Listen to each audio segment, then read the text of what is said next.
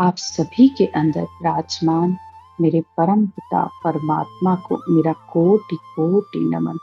हमारा सतगुरु सुखराम जी महाराज के ग्रंथ में साध और सिद्ध पारक का अंग चल रहा है। सतगुरुदेव हमें साध और सिद्ध का अंतर करके बता रहे हैं कि जैसे धरती और आकाश में अंतर होता है, इतना अंतर साध और सिद्ध में है। सिद्ध ने तपस्या के बल पर रिद्धि सिद्धियां हासिल की हैं, लेकिन साध ने अपने भक्ति से परमात्मा को पाया है। वो भी जीते जी उसने उस परम अवस्था को पाया है और फिर संसार में भी अनेकों को वो ज्ञान दे रहा है। परमात्मा में मिलने का भेद, विधि, ज्ञान सब कुछ बता रहा है। ऐसे केवली भगवंत, ऐसे औधाधारी संतों के ज्ञान से ही आत्मा परमात्मा में मिलती है, आत्मा उस परम मोक्ष को प्राप्त करती है। लेकिन जो सिद्ध हुआ है तो सिद्धाई तो शरीर तक रहती है, यानी जब तक संसार में होते हैं तो सिद्धाइयां, रिद्धि सिद्धियां, चैन चमत्कार सब काम करते हैं। लेकिन जब शरीर छूटता है तो रिद्धि सिद्धियां यहीं रह जाती है। आत्मा को फिर वापस अकेले ही जाना पड़ता है। वो आत्मा परमात्मा में कैसे मिल सकती है, क्योंकि जितनी भी रिद्धि सिद्धियां आई हैं वो इस शरीर में आई हैं और शरीर यहीं छूट जाता है। सतगुरुदेव ने हमें अनेक ही शास्त्रों के भी उदाहरण देकर समझाया कि वेद व्यास जी के पुत्र सुखदेव मुनि थे, उन्होंने राजा जनक से क्यों ज्ञान लिया।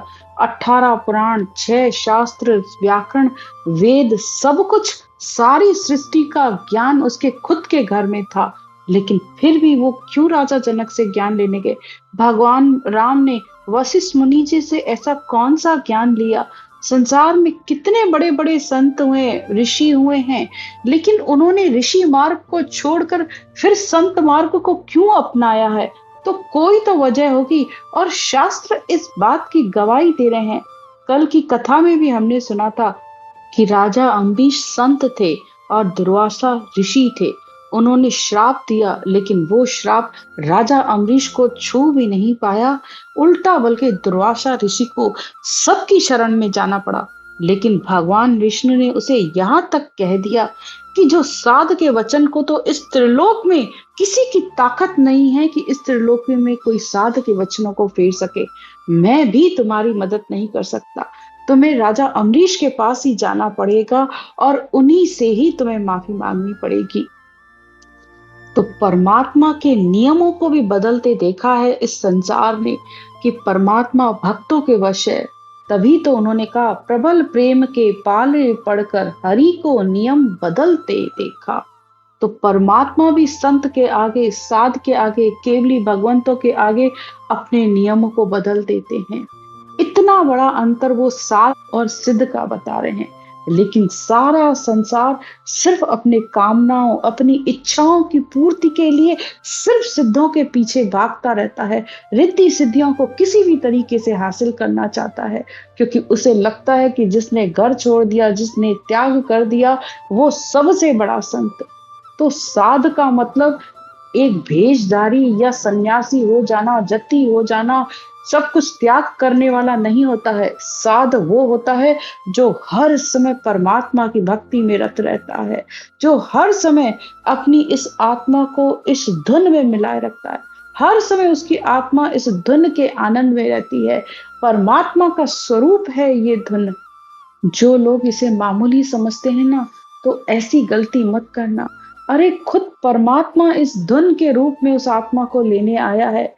और सतगुरु सुखराम जी महाराज तो यहाँ तक कहते हैं, अमर लोक सुखराम कहे हम रट देखो राम, कि भाई मैंने इस राम को रट कर ही उस अमर लोक को देखा है।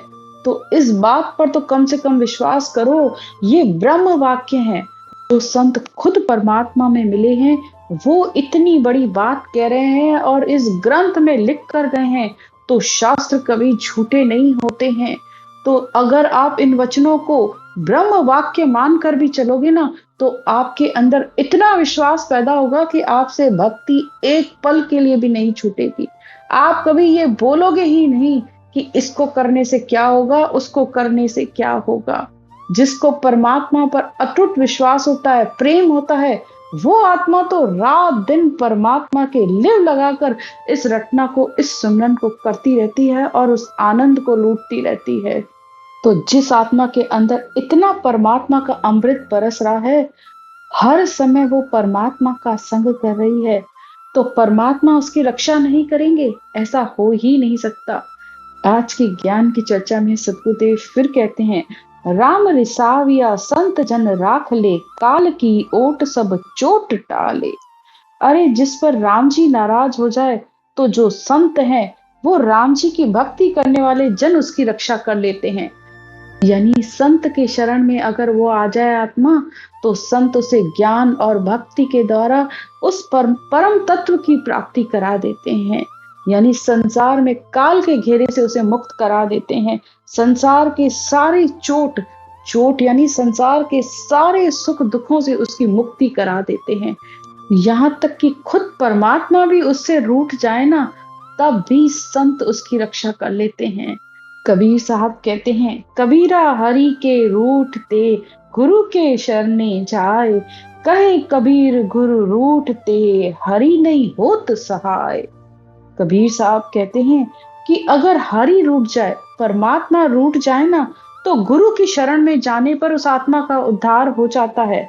लेकिन अगर गुरु ही रूठ जाए, यानी जिसके भाग्य में ही नहीं है परमात्मा की भक्ति, और मिल भी रही है तो फिर समझ भी नहीं रहा है, उस ज्ञान को धारण भी नहीं कर रहा है, तो फिर उसकी रक्षा परमात्मा भी नहीं कर सकते। संसार तो क्या, 3 लोकों में भी उस आत्मा की सद्गति नहीं हो सकती। फिर सदगुरुदेव कहते हैं, हरि के रूठे ठौर है, गुरु के रूठे नहीं ठोर। हरि रूठ जाए, परमात्मा रूठ जाए, तो फिर भी गुरु की शरण है, सतगुरु की शरण में जाओगे तो तुम्हें ठिकाना मिल जाएगा, वहां से ज्ञान मिलेगा, भक्ति का भेद मिलेगा, तो इस आत्मा का उद्धार हो जाता है।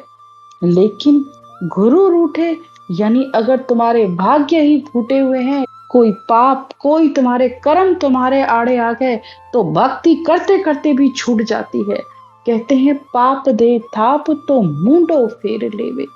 पता नहीं भक्ति करते करते भी आत्मा किसी ऐसे का संग हो जाता है कि अरे इसको करने से क्या होगा, क्या रट्टू तोते की तरह राम राम करते रहते हो, अंदर बोलो, तो वो मौन हो जाता है और फिर अंदर करने लग जाता है। यानी या तो करना छोड़ देता है, तो कौन सा कर्म, कौन सा पाप उस आत्मा के मुंह आ गया कि भक्ति करते करते भी छूट गया। और या नहीं तो कहीं रिद्धि सिद्धि चैन चमत्कार देखा, तो फिर उसके पीछे लग जाता है, भक्ति करते करते भी छूट गई। तो केवली भगवंतों का, संतों का ऐसा, औधाधारी संतों का ऐसा केवल ज्ञान सुनने के लिए मिल रहा है, तो उस आत्मा की भाग्य उदय में है, पुनवानी उदय हुई है कि उसे ऐसा अनमोल ज्ञान सुनने के लिए मिल रहा है। हर जगह नहीं मिलता है ऐसा ज्ञान सुनने के लिए। भागवत सुनने के लिए मिलेगी, रामायण सुनने के लिए मिलेगी, वेदों का ज्ञान भी मिलेगा, उसके मंत्रों की साधना आराधनाएं तुम्हें हर जगह सुनने के लिए मिलेगा।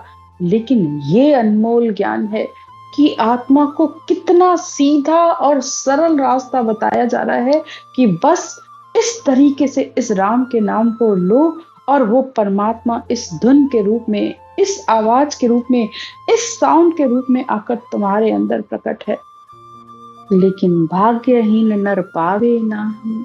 तो जिसके भाग्य में नहीं है, तो उसकी बुद्धि पर ये ज्ञान बैठता भी नहीं है। आगे सतगुरुदेव कहते हैं, तेज सुनीर प्रकाश या संसार में, काट को शरण ले प्रीत पाले।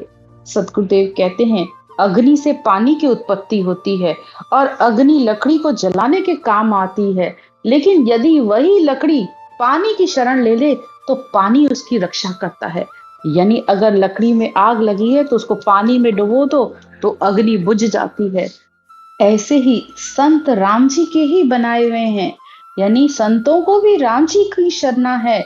लेकिन अगर राम जी कोप करते हैं, राम जी नाराज हो जाएं, तो फिर संत की शरण में जाने पर उनकी रक्षा हो जाती है। इसी तरह सतगुरुदेव और उदाहरण देकर कहते हैं, अपसु धरण ये पाहान प्रकाशिया, मैल जू मणिया चूर्ण भाई, कोपिया नीर जो जीव शरणे लिया, बूंद सो छाट न लगे भाई। फिर कहते हैं, पानी से धरती और पत्थर प्रकट हुए हैं। पत्थर और पानी से ही कोई महल या घर बनाया जाता है, लेकिन अगर पानी जीवों पर कोप करे यानी खूब बारिश हो, लेकिन अगर जीव अपने घर मकानों में अंदर सुरक्षित रहते हैं तो उन्हीं पानी से उसका बचाव हो जाता है। तो ऐसे ही संत भले परमात्मा के बनाए हुए हैं, लेकिन परमात्मा के नाराज होने पर, संतों की शरण लेने पर जीव का उद्धार हो जाता है। फिर कहते हैं, डाल जंजीर शिर तोप की रीज रे, सरस सो सरस बढ़ाए देवे, दास सुख राम लोहार जू को पिया, वाई को शरण सो राख लेवे। फिर संसार का उदाहरण देकर समझाते हैं कि एक लोहार लोहे की अच्छी से अच्छी टोप, भक्तर, ढाल बनाता है, और इनको पहनकर अगर वो लोहार कहीं नाराज हो जाए और तलवार चला दे सामने वाले पर, तो जो उसने खुद ने ढाल और भक्तर यानी जो वो अस्त्र शस्त्र बनाए हैं, उससे उसकी रक्षा हो जाती है सामने वाले की। तो इसी तरह संत परमात्मा के बनाए हुए हैं और परमात्मा की भक्ति कर रहे हैं, तो परमात्मा संतों की बात रखते हैं और संतों के प्रेम में वो अपने नियमों को भी बदल देते हैं। यानी इस आत्मा की रक्षा हो जाती है संतों के ज्ञान से, उसकी भक्ति से, उसके बताए भेद से। इस आत्मा की जन्म मरण से मुक्ति हो जाती है। कितने उदाहरण दिए हैं सतगुरुदेव ने हमें साध और सिद्ध का अंतर बताने के लिए। कितना ज्ञान से समझा रहे हैं कि भाई भूल कर ये मत समझ लेना कि जो सिद्ध है वो तुम्हें परमात्मा में मिला देगा। अरे उसके अंदर रिद्धि सिद्धियां प्रकट हुई हैं, उसके अंदर जो चैन चमत्कार आया है, तो वो तुम्हारे संसार के छोटे मोटे दुखों को, सुखों को दूर कर सकता है। संसार में जो तुम्हें थोड़ा बहुत दुख है, पति पत्नी बच्चे परिवार घर धन, इन सब का थोड़ा दुख दूर कर सकता है, लेकिन तुम्हें परमात्मा में नहीं मिला सकता है। इस बात को समझ के चलो। फिर सतगुरुदेव कहते हैं, साध करतार सु अधिक संसार में, ज्ञान विचार बिन नाई सूझे। सतगुरुदेव कहते हैं साध यानी संत, वो परमात्मा से यानी औदाधारी संसार के जो 3 लोक के सिद्ध साधक हैं, उन सबसे ऊपर साध की पदवी है, यानी संत की पदवी है। यानी ऋषि से ज्यादा संत को संसार में महत्व दिया गया है। फिर सतगुरुदेव कहते हैं, जिस तरीके से मुड़ बाजार में दाम गाठिया बिना, बुद्ध बिन वस्तु को नाम बूझे। जैसे संसार में कोई मूर्ख है, उसके पास धन भी नहीं है, बुद्धि भी नहीं है, तो अगर वो बाजार में गया तो हर वस्तु को पूछता रहेगा कि ये क्या है, ये क्या है, ये क्या है। ना तो धन है ना ही बुद्धि है, तो क्या वो कोई चीज संसार में खरीद सकता है? बस इसी तरीके से है। फिर कहते हैं, नैण बिन रूप सो ग्राण बिन वासना, जीव स्वाद सो नाए आवे। इस तरह कोई अंधा है, उसकी आंखें नहीं है, तो क्या वो किसी का रूप देख सकता है? कितने छोटे छोटे उदाहरण देकर समझा रहे हैं कि बिना नाक के इस संसार में क्या किसी चीज की खुशबू ली जा सकती है? जीभ के बिना क्या स्वाद लिया जा सकता है? प्यास बिन नीर तज भूख बिन अन्न रे, पारक बिन हीर को नाए आप। बिना पानी पिए क्या प्यास बुझती है क्या? बिना अन्न खाए क्या भूख मिटती है क्या? बिना परख के कोई हीरा खरीद सकता है क्या? जौहरी के पास ही हीरा मिलता है। ऐसे ही संसार में साध हैं। सिद्ध तो सिर्फ अपनी उसमें ही रह जाता है ना, सिद्धाई में हर समय सिर्फ चैन और चमत्कार में ही उसका समय निकल जाता है।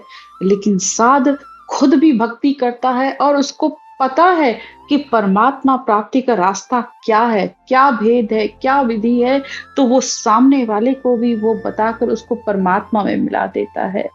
फिर सदगुरुदेव कहते हैं, शहर कुल गांव विच गेल इदकार है, अगम आगे चले सरस भाई, दास सुख राम यूं संत जन इदक है, दास को राम मिले साध भाई।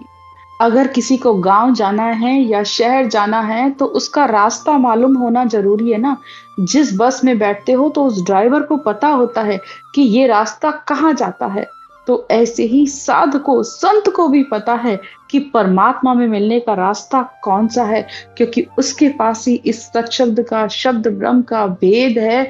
वो बताएगा कि इस तरीके से भक्ति 6 आगे के चक्र, 3 पीठ के चक्र, 3 ब्रह्म के, 13 लोकों, सबका आपको निर्णय बताएगा। फिर ये भी बताएगा कि इस 10वें द्वार को फोड़कर जो वो अखंड धुन बज रही है, वो परमात्मा में मिलने का सारा रास्ता आपको बताएगा।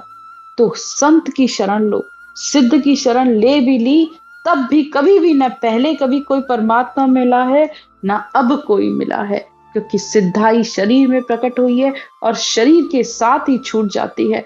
जिसके अंदर प्रकट हुई है वो बेचारा भी अपने साथ नहीं ले जा सकता, तो फिर तुम्हारा क्या होगा? तो इसीलिए बार बार संत की शरण में जाने के लिए कहा जाता है। फिर सदगुरुदेव कहते हैं, वेद विचार सो ऋषि की शरण ले, राज की रीत सो भूप पासो। जिसको वेदों को समझना है, वेदों के ज्ञान को समझना चाहता है, तो उसे ऋषि का संग करना चाहिए। और अगर कोई राज कार्य सीखना चाहता है, तो उसे राजा के पास रहकर काम को सीखना चाहिए। जिसको व्यापार करना सीखना है, तो उसको साहूकार के साथ रहकर सीखा जा सकता है। और अगर किसी को पुत्र की आशा है, तो उसे स्त्री का संग करना चाहिए। संसार में हर चीज का परमात्मा ने बना रखा है कि ये चीज इसके साथ रहकर सीखी जा सकती है। इसी तरह साध और सिद्ध दोनों का अंतर है। सिद्ध के साथ रहकर सिद्धाई सीखी जा सकती है, लेकिन संत के साथ रहकर परमात्मा को पाया जा सकता है। फिर कहते हैं, चोर के संग सो कुबद केती लहे, सोग संग मिल दुख होई। किसी के घर में अगर मृत्यु हुई है, शोक है, तो अगर वहां जब आप जाते हो तो दुखी के संग आपका मन भी दुखी होता है। ऐसे ही चोर के साथ रहकर कुबुद्धि आती है। वेद के संग जू दर्द की पार का, औषधि संग मिल जान दो ही। अगर शरीर में कोई बीमारी है, कोई दर्द है, तो डॉक्टर के पास जाना पड़ता है, और डॉक्टर बनने के लिए डॉक्टरी की पढ़ाई करनी पड़ती है। बिना उसके आपको दवाइयों की और उसकी डॉक्टर की या किसी बीमारी का इलाज कैसे आप जान सकते हो? बात जो विगत सब किसब विस्तार है, संग सा फूल फल खाए जाय। दास सुख राम यू संत की संगत सु, रमता राम सु मिले माहे। तो सतगुरुदेव कहते हैं कि जो भी संसार की बात है, जो भी तुम्हें सीखना है, तो उसी के साथ ही रहकर सीखा जा सकता है। इसी तरह अगर तुम्हारे अंदर परमात्मा को पाने की इच्छा है, परमात्मा से मिलना चाहते हो, तो संत की शरण में जाना पड़ेगा, क्योंकि उसके अंदर ही वो रमतीत राम बस रहा है। और वो उस रमतीत राम को पाने का रास्ता, भेद विधि सब तुम्हें बताएगा और उस परमात्मा में मिलाएगा। तो इस तरह सतगुरुदेव ने साध और सिद्ध का कितने उदाहरण, शास्त्रों के उदाहरण, ग्रंथों के उदाहरण, ज्ञान के माध्यम से हमें हर तरीके से समझाया है कि साध और सिद्ध में आकाश और धरती जितना अंतर है। सिद्ध के पास सिर्फ सिद्धाई है, वो संसार का सुख तुम्हें छोटे छोटे दे सकता है, लेकिन परमात्मा में नहीं मिला सकता। लेकिन संत के पास, औधाधारी संत, केवली भगवंत, वो परमात्मा के नाम की भक्ति कर रहे हैं, वो रात दिन परमात्मा का आनंद ले रहे हैं, और जीते जी उन्होंने परमात्मा के उस परम धाम को पाया है। तो ऐसे संतों की शरण लो, ऐसे संत की संगत करो, तो वो परमात्मा तुम्हारे अंदर, वो रमतीत राम तुम्हारे अंदर भी इस शब्द ब्रह्म के रूप में आकर प्रकट हो जाए। इति श्री साध सिद्ध पारक का अंग संपूर्ण। राम राम। सिमरन की विधि। सिमरन करने का तरीका बहुत ही सरल है। सबसे पहले आप अपनी इस श्वास को समझिए। हमारी नाभि से जब हम श्वास को ऊपर की तरफ ले जाते हैं, यानी नाभि से गहरा सांस लिया और वो नाक तक गया, और फिर वापस उसे नीचे छोड़ा तो वो नाभि में गया, यानी ये श्वास अंदर गोल माला की तरह हमारे अंदर घूमता है। थोड़ा सा आप इस श्वास को देखने की कोशिश करिए। गहरा श्वास लिया, जब श्वास नाभि से लिया तो उसमें आपको राम राम बोलना है, और जब छोड़ा तब भी राम राम बोलना है, वो भी कंठ और जीभ के साथ। अगर आप लोग पहली बार कर रहे हो तो जैसे अनुलोम विलोम किया जाता है, ये बस वही तरीका है। श्वास को ऊपर ले जाते हुए